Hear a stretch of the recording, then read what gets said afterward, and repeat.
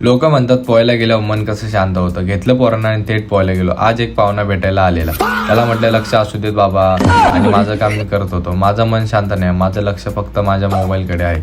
पोहताना मी बुडाल तरी चालेल, पण माझ्या कॅमेरा आणि डेली ब्लॉगचा डेटा सुरक्षित राहायला पाहिजे.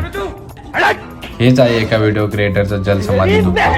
ते जाऊ दे सगळं. भूक तर लागलेली. मित्राला विचारलं, भूक लय लागली अभ्या. जायचं मिसळवर ताव मारायला चला. मग काय गेलो मिसळवर ताव मारायला.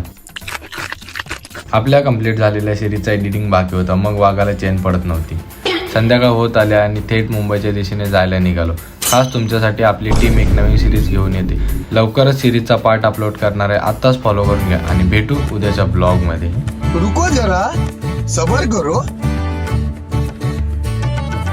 क्या तुमसे कहूँ ऐ रब के कुंवर, तुम जान तो मन की बतियां दार फुरकत तो आए उम्मीद.